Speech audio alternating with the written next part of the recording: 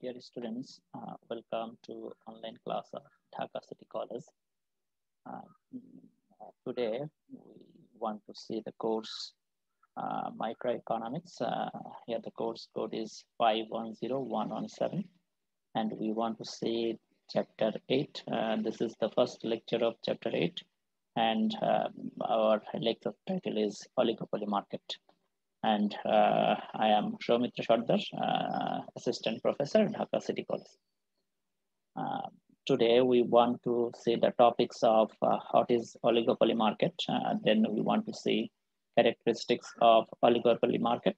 Then what is collusive oligopoly, and after that we want to see the types of collusive oligopoly. And finally, today we want to finish our lecture by seeing price and output determination under cartel. So let's start. তো শুরুতে এখন আমরা দেখতে চাই what is oligopoly market. তো এখন আমরা বলছি যে এর আগে আমরা কিছু মার্কেট স্ট্রাকচার দেখেছিলাম, perfect competition market, monopoly market, monopolistic market, monopolistic competitive market. তো এখন আমরা বলছি যে এখন আমরা একটা স্পেশাল ফর্ম অফ মার্কেট দেখছি, যে মার্কেটটাকে আমরা বলছি অলিগোপলি মার্কেট। তো পারফেক্ট কম্পিটিটিভ মার্কেটে আমরা দেখেছিলাম যে এখানে বায়ার্স, অসংখ্য বায়ার্স এন্ড অসংখ্য সেলার এখানে থাকে, অর্থাৎ infinite number of buyers and sellers যে মার্কেটে থাকে তাকে আমরা বলি পারফেক্ট কম্পিটিটিভ মার্কেট। এর আরেকটা ক্যারেক্টারিস্টিক্স এর মধ্যে আমরা বলেছিলাম যে এখানে গুডস গুলো হোমোজেনাস হবে। তো যখন আমরা মনোপলি বলেছিলাম তখন আমরা বলেছিলাম যে এখানে সিঙ্গেল সেলার থাকবে এবং এর গুডসটাও তো একটাই গুড, কারণ যেহেতু সে সিঙ্গেল সেলার এবং তার মার্কেটের উপরে প্রাইস বা আউটপুটের উপরে তার কন্ট্রোল আছে। He or she can set the market price আর আউটপুট। তো এখন আমরা বলছি যে এর পরের ফর্মটাকে আমরা বলছি যে মনোপলিস্টিক কম্পিটিশন। তো মনোপলিস্টিক কম্পিটিশনের বিহেভিয়ারটা অনেকটা পুরোপুরি পারফেক্ট কম্পিটিটিভ না, আবার পুরোপুরি মনোপলি না। তো between perfect competition and monopoly behaviour নিয়ে আমরা দেখেছিলাম মনোপলিস্টিক কম্পিটিশন। তো পারফেক্ট কম্পিটিশনের চাইতে এখানে ডিফারেন্স কি, যে এখানে সেলার আমাদের থাকবে, বেশ কিছু সেলার এখানে থাকবে, কিন্তু সেটা ইনফাইনাইট না। আর এখানে আমাদের যে গুডসটা, সেই গুডসটা এখানে পারফেক্ট কম্পিটিশনের বেলায় আমরা বলেছিলাম হোমোজেনাস, কিন্তু এখানে ডিফারেন্সিয়েটেড গুডস, অর্থাৎ একজনের থেকে আরেকজনের গুডের পার্থক্য আছে। আর যখন আমরা অলিগোপলি মার্কেট বলছি তখন আমরা বলছি যে এটা মনোপলিও না, আবার মনোপলিস্টিক কম্পিটিশনও না। অর্থাৎ অলিগোপলি মার্কেটটা আমাদের মনোপলি আর মনোপলিস্টিক কম্পিটিশনের মাঝামাঝি একটা মার্কেট। তো মনোপলিস্টিক কম্পিটিশনের চাইতে এখানে ডিফারেন্স কি, যে মনোপলিস্টিক কম্পিটিটিভের যে ফার্মের সংখ্যা তার চাইতে আমাদের অলিগোপলি ফার্মের সংখ্যা কম। এখানে হাতে গোনা কয়েকটা ফার্ম মার্কেটে অপারেট করে অলিগোপলি মার্কেটে, এখানে ফিউ সেলার্স মার্কেটে অপারেট করে। তো এখানে আর গুডস গুলো কেমন হয়, এখানে বেশিরভাগ ক্ষেত্রে এর গুডস গুলো মোর অর লেস সেম হয়, হোমোজেনাস প্রোডাক্ট এরা বিক্রি করে আর কি। এবং কিছু কিছু ক্ষেত্রে ডিফারেন্সিয়েটেড প্রোডাক্টস থাকে, তো সেক্ষেত্রে খুব বেশি যে পার্থক্য হয় সেটা আমরা দেখি না। যে দেখা যায় যে প্যাকেজিং এ কিছুটা ডিফারেন্স, খুব কম ডিফারেন্স আর কি, অথবা দেখলাম আমাদের কিছুটা তার বোতলজাতকরণে কিছুটা ডিফারেন্স এরকম আর কি থাকে।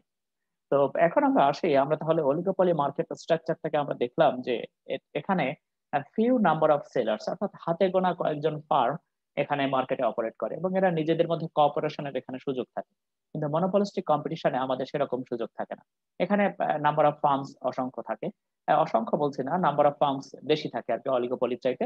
এবং দেখা যায় যে এদের গুডস গুলো ডিফারেন্সিয়েটেড হওয়াতে এরা একজন আরেকজনের সঙ্গে নেগোশিয়েট করে প্রাইস সেট করতে তারা পারে না।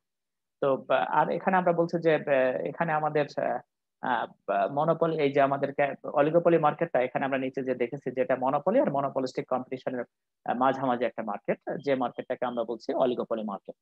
তো এখন আমরা আসি, আমরা দেখতে চাই যে এই ক্যারেক্টারিস্টিক্স অফ অলিগোপলি মার্কেট।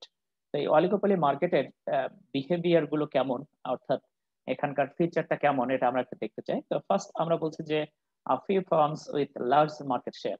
তো আমরা বলছি যে ফিউ ফার্ম থাকবে এবং তাদের লার্জ মার্কেট শেয়ার থাকবে।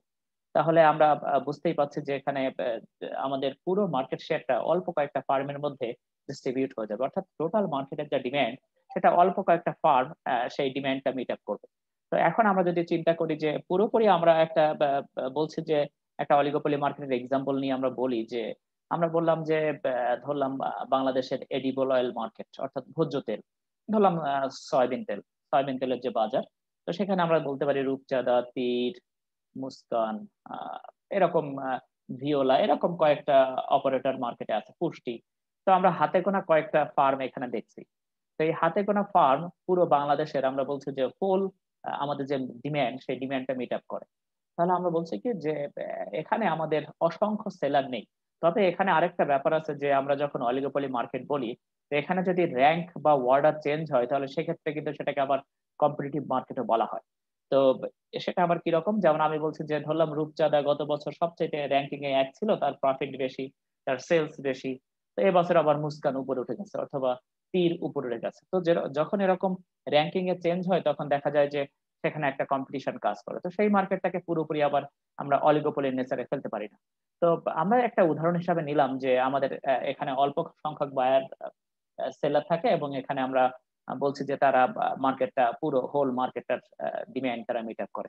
তো আমি যদি ধরি সয়াবিন তেল, তো দেখা যায় যে এদের গুডসটা কিন্তু মোরলেস সেম, শুধু কারোর বোতলজাতকরণের ডিফারেন্ট, তারপরে একটু ধরো গায়ের লেভেলিং একটু ডিফারেন্ট। এগুলো ছাড়া মোটামুটি এর মার্কেট স্ট্রাকচারটা আমরা বলছি যে মোরলেস সেম টাইপের আর কি, অর্থাৎ গুডস গুলো এরা মোটামুটি সেম টাইপ অফ গুডস এরা প্রোভাইড করে। তো যেখানে আমরা ডিফারেন্ট হতে পারে, তো সেই ডিফারেন্ট কোন মার্কেটে হতে পারে সেটা আমরা দেখবো এর পরে।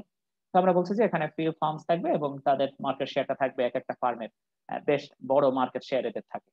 তো এর পরের যদি আমরা ক্যারেক্টারিস্টিক্সে আসি, তাহলে আমরা বলছি যে এখানে আমাদের হাই ব্যারিয়ার্স টু এন্ট্রি। তো যদি আমরা বলি হাই ব্যারিয়ার্স টু এন্ট্রি, তো এন্ট্রি ব্যারিয়ার কি বা এন্ট্রি রেস্ট্রিকশন কি?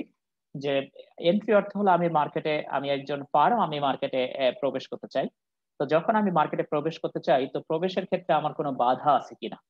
তো দেখা যায় যে অলিগোপলি মার্কেটের যে ব্যারিয়ারটা, সেটা কোন কোন জায়গায় আসে আমরা বলছি। তো দেখা যায় যে এখানে একটা ব্র্যান্ড লয়্যালটি থাকে, অর্থাৎ আমার একটা ব্র্যান্ড ভ্যালু থাকে। তো সেই ব্র্যান্ড ভ্যালু থাকার ফলে আমি চাইলে তার ব্র্যান্ডটা নিয়ে মার্কেটে আসতে পারি না, এটা একটা ব্যারিয়ার্স। আর আমরা বলছি এই যে যারা অলিগোপলি মার্কেটের যে যারা অপারেট করে, তাদের দেখা যায় ফিক্সড কস্টটা হিউজ। যেমন আমি যদি বলি যে আমরা এডিবল অয়েলের মার্কেট যদি চিন্তা করি, তাহলে ভোজ্য তেল বেশিরভাগ ক্ষেত্রে আসে ধরলাম ব্রাজিল থেকে। তো ব্রাজিল থেকে যখন আসে আমার কিন্তু এখানে আমার একটা হিউজ ফিক্সড কস্ট থাকে, কারণ আমাকে আহ, জাহাজে করে আনতে হয়, একেবারে হিউজ একটা অ্যামাউন্টের কিন্তু আমাকে একবারে আনতে হয়। তো দেখা যায় যে অনেকেরই এই পরিমাণ ক্যাপিটাল তার থাকে না যে ব্রাজিল থেকে সে নিয়ে আসবে। আবার যখন আমি দীর্ঘদিন ধরে মার্কেটে অপারেট করি, তখন দেখা যায় আমার একটা ইকোনমিক্স অফ স্কেল কাজ করে। অর্থাৎ কি, আমার যখন উৎপাদন বেশি হয় তখন আমার একটা ব্যয় সুবিধা আসে। তো যখন আমাদের যেটা আমরা কস্ট চ্যাপ্টারে দেখেছিলাম যে আমার যখন উৎপাদন বাড়ে তখন আমার গড় ব্যয় কমে যায় বা অ্যাভারেজ কস্ট কমে যায়। তো যখন দেখা যায় যে যারা মার্কেটে অপারেট করে তাদের একটা এরকম অ্যাডভান্টেজ আছে। তো আউটপুট বাড়ার সঙ্গে সঙ্গে যখন আমাদের অ্যাভারেজ কস্ট কমে, সেটাকে আমরা বলি ইকোনমিক্স অফ স্কেল, অর্থাৎ ব্যয় সুবিধা যেটাকে আমরা বলি। তো যখন ব্যয় সুবিধা হয় তখন তার মার্কেট প্রাইসটা কিন্তু সে কম রাখতে পারে। তো যখন আমরা দেখি যে নতুন একটা ফার্ম আসে, তখন সে কিন্তু এই কস্ট অ্যাডভান্টেজটা পায় না, কারণ শুরুতে তার আউটপুট কম থাকে এবং তার অ্যাভারেজ কস্টটা বেশি থাকে। ফলে দেখা যায় কি যে মার্কেটে এসে সে কিন্তু ওই প্রাইসটা খুব বেশি কমাতে পারে না, অর্থাৎ তার সে যে মার্কেট ক্যাপচার করবে সেই ক্যাপাবিলিটি বা ক্যাপাসিটি তার কম থাকে। ফলে দেখা যায় কি এখানে কিন্তু একটা প্রাইস ওয়ারেরও একটা পসিবিলিটি থাকে। প্রাইস ওয়ারটা কেমন, যেমন যারা মার্কেটে আছে তারা বলছে যে, যারা মার্কেটে অপারেট করছে তারা বলছে যে ফাইন, তুমি যদি মার্কেটে আসো তাহলে ফাইন, তোমাকে আমরা এখান থেকে বের করে দিব। How is it possible? যে ওয়েতে তারা বের করে দিতে পারে সেটাকে আমরা বলি প্রাইস ওয়ার। যেমন তারা প্রাইসটা কমিয়ে দিল, স্বল্পকালে কমিয়ে দিল, তো দীর্ঘদিন যাবত একটা নতুন ফার্ম লস করে মার্কেটে টিকতে পারবে না, ফলে তাকে মার্কেট থেকে বের হয়ে যেতে হবে। তো আবার যখন মার্কেট থেকে বের হয়ে যাবে তখন যারা এক্সিস্টিং ফার্ম যারা আছে তারা আবার তাদের প্রাইসটা অ্যাডজাস্ট করে নেবে। তো এরকম ব্যারিয়ার্স তাকে ফেস করতে হয়, এবং এই ব্যারিয়ারটা হিউজ হয়। হিউজ হওয়ার ফলে এখানে দেখা যায় যে অসংখ্য ফার্ম এই মার্কেটে অপারেট করতে পারে না, এখানে few number of firms operate করে, এবং এখানে এন্ট্রি রেস্ট্রিকশনটা হিউজ। তো এরপরে আমরা আসি আমাদের পরের পয়েন্টটাকে আমরা বলছি ইন্টারডিপেন্ডেন্স। তো দেখা যায় যে এখানকার যে প্রাইস বা আউটপুট, এই প্রাইস বা আউটপুট একটা ফার্ম আর একটা ফার্মের উপরে ইন্টারডিপেন্ডেন্ট। একটা ফার্ম যখন তার অ্যাকশন নিয়ে সে কাজ করতে চায়, তখন সে আরেকজনের অ্যাকশন কি হতে পারে সেটা নিয়ে সে চিন্তা করে। অর্থাৎ একজনের অ্যাকশন আরেকজনের অ্যাকশনের উপরে ডিপেন্ডেন্ট। যেমন আমরা যদি বলি দুটো কোম্পানি ধরলাম দেয়া আছে, একটাকে আমরা বলছি যে অ্যাপল, আরেকটাকে আমরা বলছি স্যামসাং। তো মোটামুটি এই দুটোই আমাদের ডমিন্যান্ট মার্কেট রোল প্লে করে, এটা মার্কেটের ডমিন্যান্ট এরা। তো যখন এদের মার্কেটে ডমিন্যান্ট, তখন সেক্ষেত্রে আসলে মার্কেটে কি ঘটতে পারে। তো যখন আমরা বলছি যে অ্যাপল তার আইফোনের প্রাইস সাপোজ 200 বাড়িয়ে দিয়ে সে ভাবছে যে আমি কিছুটা প্রফিট এখন রিটেইন করি এখান থেকে। তো যখন সে ভাবছে সে কিন্তু আরেকজনের অ্যাকশনের উপরে নজর রাখবে। সে কার অ্যাকশন সেটা? আমরা বলছি স্যামসাং এর অ্যাকশন। তো স্যামসাং এর অ্যাকশনটা কি? যে স্যামসাং তখন বসে থাকবে না যে যখন iPhone তার প্রাইসটা বাড়িয়ে দিবে $200 বাড়িয়ে দিবে তখন কিন্তু স্যামসাং কি করবে? স্যামসাং যদি তার প্রাইসটা না বাড়ায় তাহলে কিন্তু আমার iPhone কিন্তু যারা কাস্টমার তারা যদি তাদের চয়েস স্যামসাং এর দিকে থেকে থাকে বা স্যামসাং বা iPhone যেকোনো একটা তারা চুজ করতো তাহলে সেক্ষেত্রে কিন্তু তারা স্যামসাং এর দিকে মুভ করবে। অর্থাৎ আবার যদি এমন হয় যে অ্যাপল বলছে যে আমার প্রাইসটা আমি $200 কমিয়ে দিব। কমিয়ে দিয়ে আমি স্যামসাং এর যারা কাস্টমার আছে তারা আমার দিকে মুভ করবে। তো স্যামসাং কিন্তু তখন আবার বসে থাকবে না। স্যামসাং তখন কি করবে? স্যামসাং বলবে ফাইন।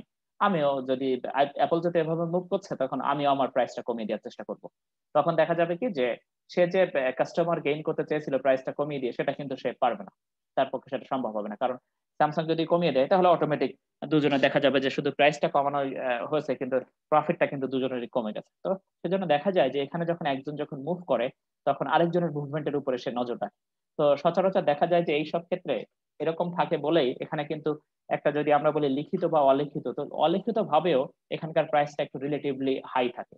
কারণ রিলেটিভলি হাই হলে কি, কারণ একজন যখন প্রাইস কমায় তখন সে ভাবে যে অন্যজন প্রাইস কমিয়ে দিলে আমি কাস্টমার লুজ করবো বা আমার প্রফিট কমে যাবে। তো প্রফিট কমে গেলে দেখা যাবে কি দুজনের ক্ষেত্রেই সেটা লস বা দুজনের ক্ষেত্রেই সেটা একটা প্রফিট কমে যাওয়ার একটা চান্স থাকে আর কি দুজনের। সেক্ষেত্রে দেখা যায় কি প্রাইসটা মোটামুটি হাই থাকে এবং কেউ প্রাইসটা সচরাচর সহজে কমাতে চায় না। তো এরকম হলে দেখা যায় কি আমরা বলছি যে একজন আরেকজনের উপরে ইন্টারডিপেন্ডেন্ট। তো ইন্টারডিপেন্ডেন্ট একজন আরেকজনের উপরে। তো এরপরে আমরা বলছি যে each firm has little market power in its own right.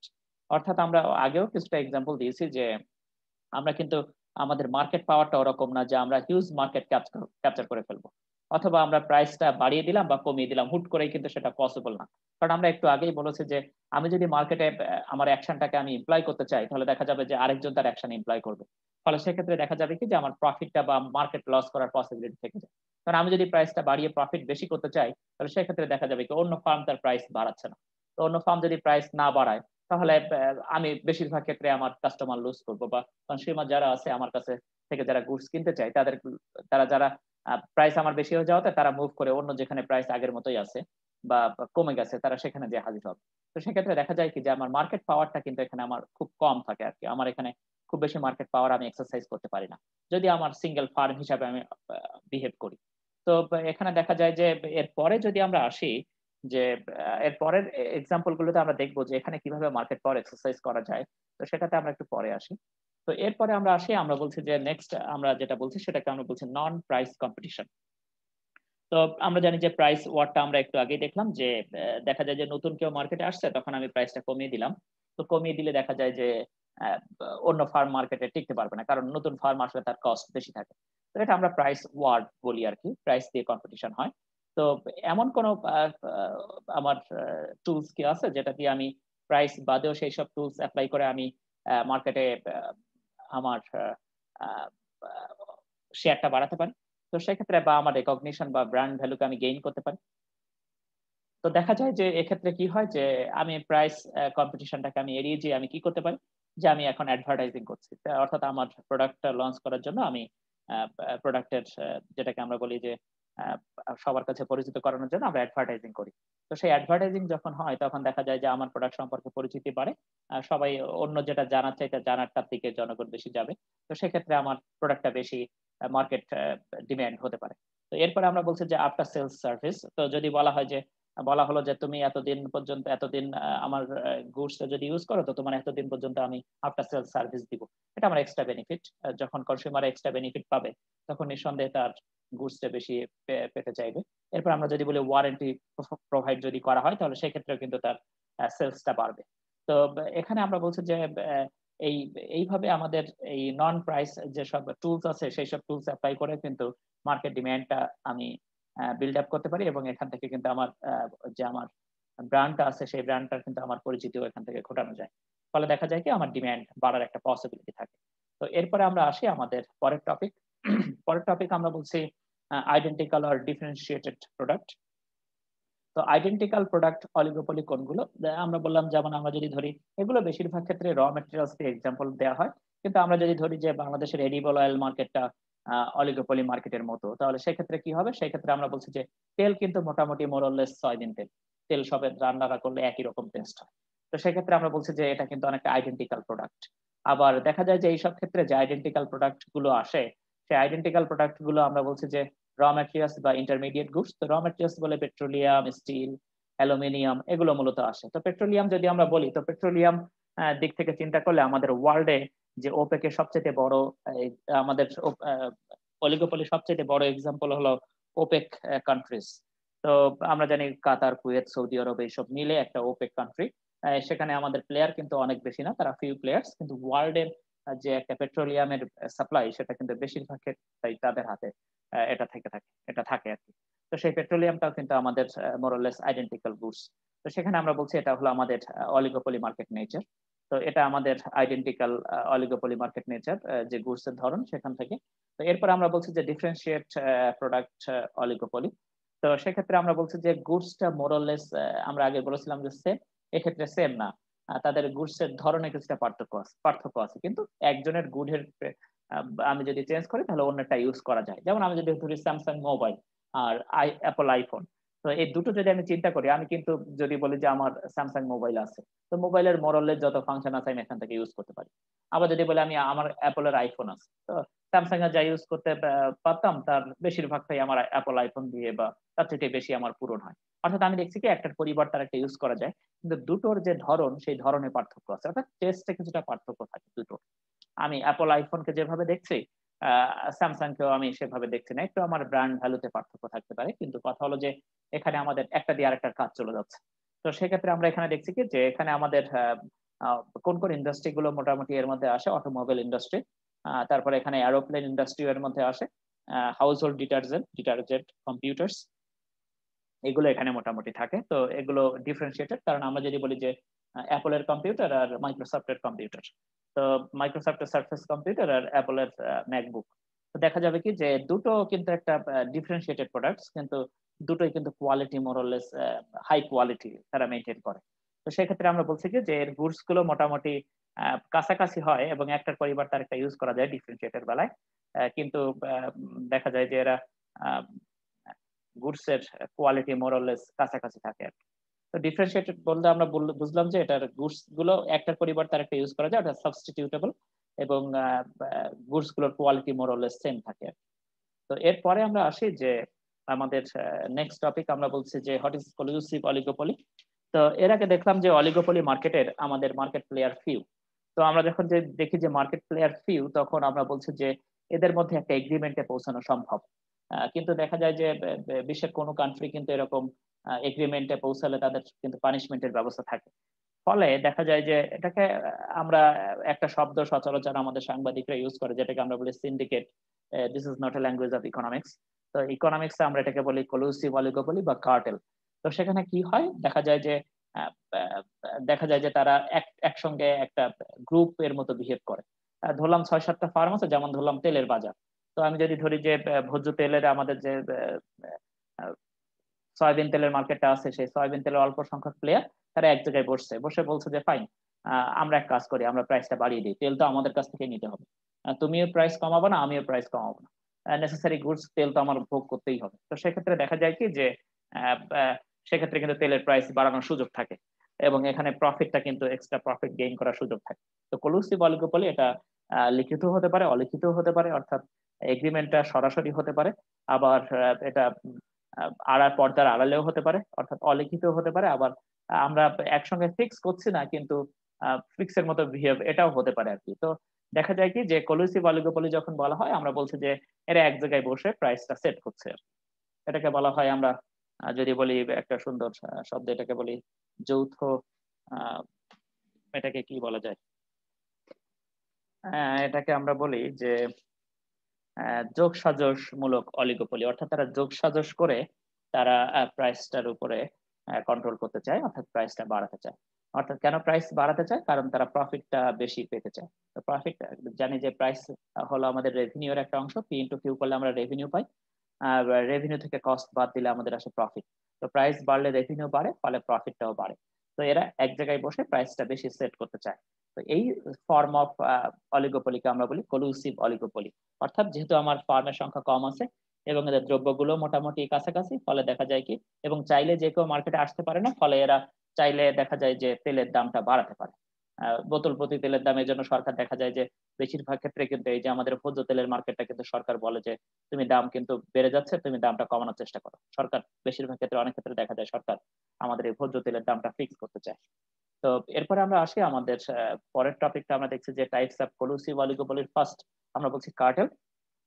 তো কার্টেলটা আমরা মোটামুটি একটা এক্সাম্পল দিয়েছি যে এখানে আমরা বলছি কি যে কার্টেলস আর ইউজুয়ালি অ্যাসোসিয়েশনস, তারা এক জায়গায় বসে আর কি, অ্যাসোসিয়েশনের মতো আর কি, in the same sphere of business and does an alliance of rivals. এবং তারা দেখা যায় কি তাদের যে রাইভালরি, সেই ক্ষমতাটার রাইভালরি, একজন আরেকজনের কিন্তু এখানে প্রতিদ্বন্দ্বী হিসাবে কাজ করে না। এখানে আমাদের কি করে এরা, কেন এরকম একটা একসঙ্গে জয়েন্ট বিহেভ করে, কারণ এরা প্রাইস ফিক্স করতে চায়। এরা যে কোনো বিডে জিততে চায়, অর্থাৎ বিড করার ক্ষেত্রে তারা সবাই যদি বিড করে, তাহলে দেখা যাবে কি যে সেক্ষেত্রে অনেকেই যখন বিড করে তখন দেখা যায় যে বেশি প্রাইস বা কম প্রাইস চার্জ করার, পে করার সুযোগ আমাদের এখানে থেকে যায়। অর্থাৎ আমি যখন কোনো একটা গুডস কিনতে চাই, তখন দেখা যায় বিডিং এর ক্ষেত্রে কি হয়, অনেকেই বিড করছে, তখন দেখা যাবে কি যে দামটা বেড়ে যাওয়ার চান্স থাকে। তখন আমরা যদি বলি, একসঙ্গে বলি যে আমরা এরকম একটা দাম বলবো, দাম বলে বিড করব, যে জিতে গেলাম, তারপরে তোমরা আমার এখান থেকে আমরা ভাগ করে নিলাম আর কি। তো সেক্ষেত্রে দেখা যায় কি বিডিং এর ক্ষেত্রেও কিন্তু এরকম একটা ইয়ে থাকে আর কি। তো সচরাচর কার্টেল বলতে আমরা এরা এক জায়গায় বসে, আমরা বলছি কি এরা একটা মার্কেট প্রাইস সেট করার একটা টেন্ডেন্সি এদের মধ্যে থাকে, এবং এরা আউটপুটটাকে কমিয়ে দিয়ে প্রাইসটা সচরাচর বাড়ায়।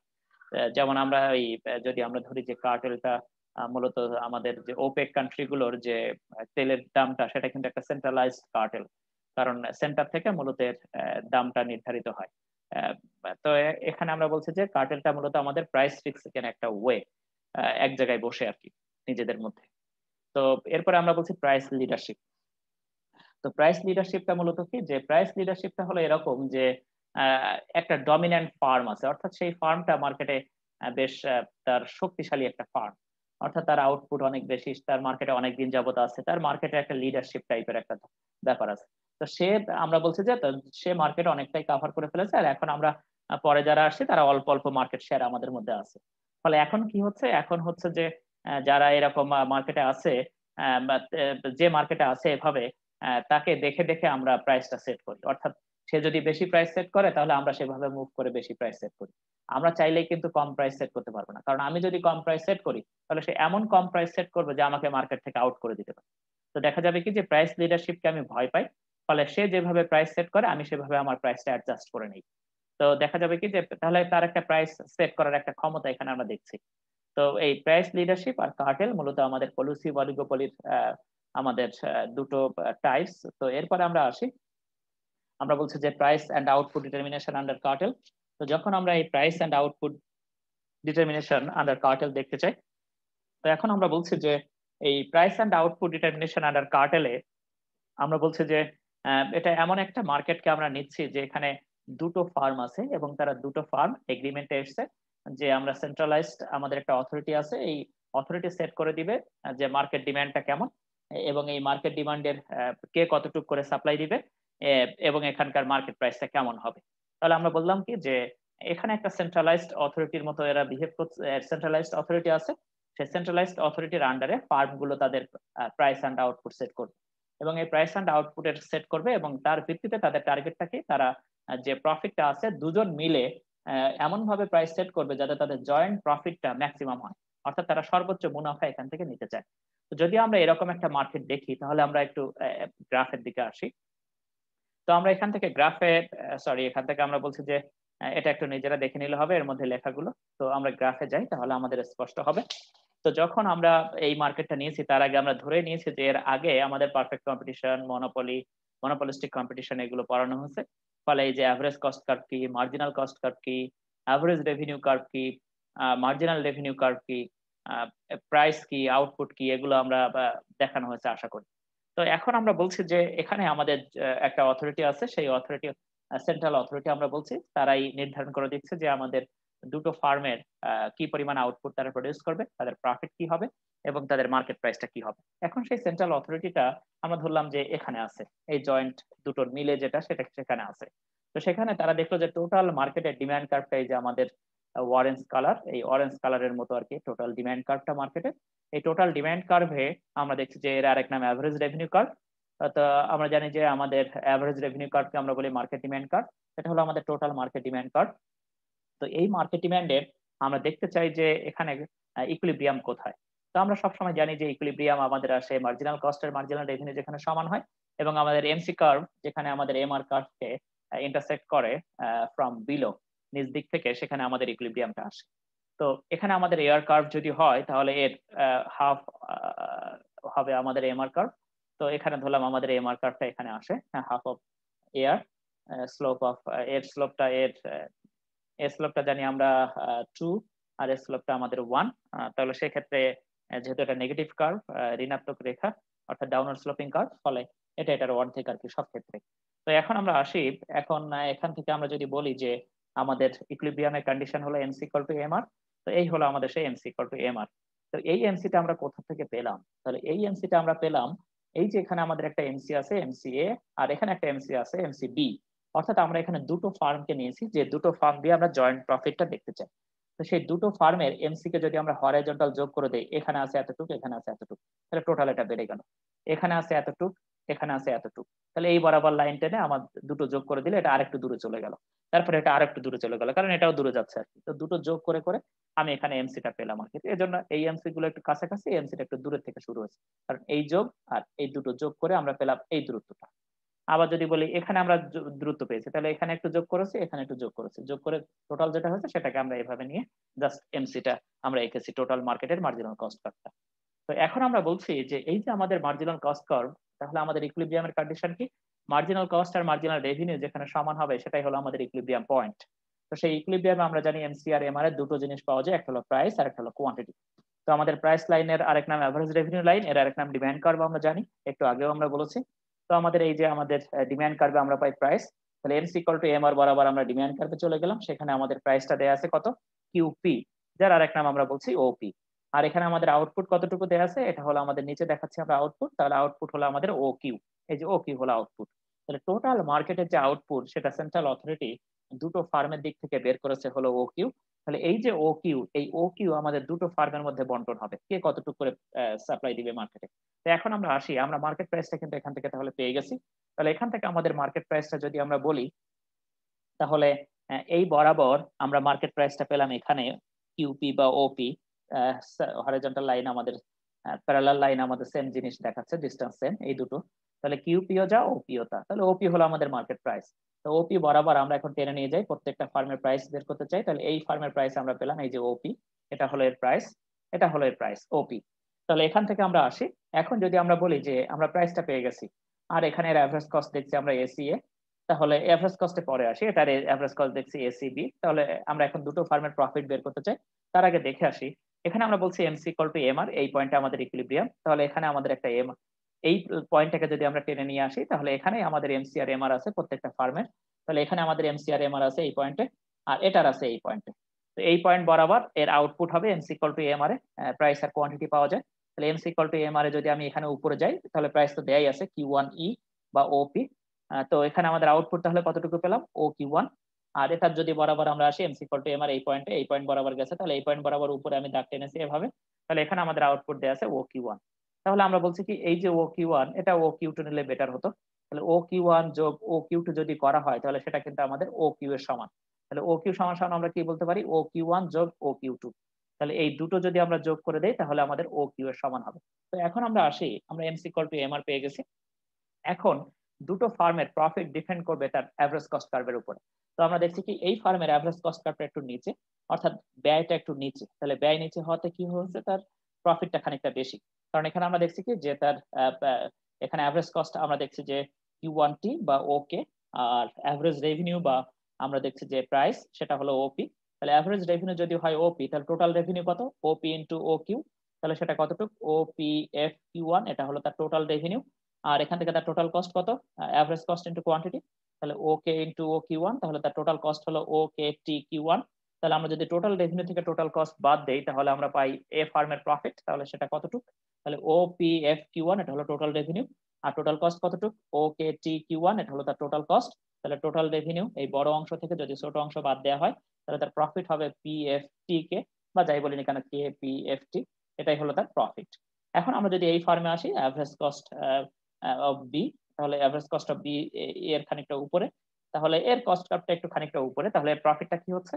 তাহলে প্রফিটটা হচ্ছে total revenue minus total cost. তাহলে প্রফিটটা হলো টোটাল রেভিনিউ হলো অ্যাভারেজ রেভিনিউ ইনটু কোয়ান্টিটি, তাহলে অ্যাভারেজ রেভিনিউ হলো ওপি, যা বা প্রাইস ওপি, তাহলে পি ইনটু কিউ, তাহলে বা এ আর ইনটু কিউ যাই বলি না কেন, আর কোয়ান্টিটি হলো আমরা বলেছি এটাকে Q1 না এটা Q2, তাহলে ওপি ইনটু ও কিউ, তাহলে করলে কত আসে? ও OPE Q2, এটা হলো তার টোটাল রেভিনিউ, আর কস্ট কত?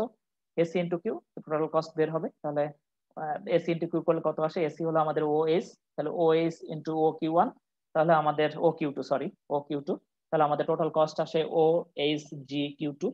তাহলে আমি যদি বলি প্রফিট কত? Total revenue minus total cost, তাহলে OPEQ1 মাইনাস OHGQ1, সরি এটা কিউ টু, তাহলে এখানে থাকে আমাদের PEGH, এটা হলো তার প্রফিট। তো আমরা দেখলাম তাহলে এটা হলো তার প্রফিট, এটা হলো এর প্রফিট। তাহলে আমরা দেখলাম যে টোটাল আউটপুটটা আমাদের ডিস্ট্রিবিউট হচ্ছে দুটো ফার্মের মধ্যে, একটা আমরা বলেছি ফার্ম এর হলো OQ1 আর ফার্ম বি এর হলো OQ2। তো দুটো ফার্মে যখন ডিস্ট্রিবিউট হচ্ছে তখন আমরা বলছি যে এটা এদের প্রফিটটাও আমাদের দেখলাম PFT কে একজনের, আর একজনের হলো PEGH, অর্থাৎ দুজন যদি সেপারেট তাদের আউটপুট ডিটারমাইন করতো, প্রাইস আর কোয়ান্টিটি সেট দেখতো, তাহলে দেখা যেত কি কম্পিটিশন করে হয়তো প্রাইসটা কমে যেতে পারতো। কিন্তু তারা জয়েন্টলি একটা ডিসিশন নিয়েছে যে আমরা মার্কেট ডিমান্ড দেখে, আমাদের এমসিআর এমআর দেখে আমরা এখন প্রাইস সেট করব। তো সেক্ষেত্রে দেখা গেছে কি যে জয়েন্ট যখন হয়ে গেছে তখন তারা একটা মনোপলি নেচারের মতো বিহেভ করছে, মনোপলির মতো বিহেভ করছে। তো মনোপলির মতো যখন বিহেভ করছে তখন কিন্তু তাদের প্রফিটটা অ্যাবনর্মাল প্রফিট যেটাকে আমরা বলি, তো সেই অ্যাবনর্মাল প্রফিটটা তারা আর্ন করছে। এখানে কিন্তু একটা এই কার্ডটাকে আমরা একটা মনোপলির মতো বিহেভ করতে দেখছি। তো সেক্ষেত্রে দেখা যাচ্ছে কি যে এদের কিন্তু তখন মনোপলির মতো একটা বিহেভ করছে, এবং তারা প্রফিটটা দেখছে যে দুজনের প্রফিটটা এভাবে, জয়েন্ট প্রফিটটা এভাবে আসছে আছে আর কি, PKTF, আর এর প্রফিটটা হলো PHTE। এটা কিন্তু তারা প্রফিট ম্যাক্সিমাইজার আর কি, এভাবেই তারা প্রফিটটা ম্যাক্সিমাইজ করে, কারণ তারা প্রাইসটা মনোপলি মার্কেটের মতো সেট করে তারা এখন নিজেদের মতো করে প্রফিটটা দেখছে আর কি, কে কার কতটুকু প্রফিট আছে।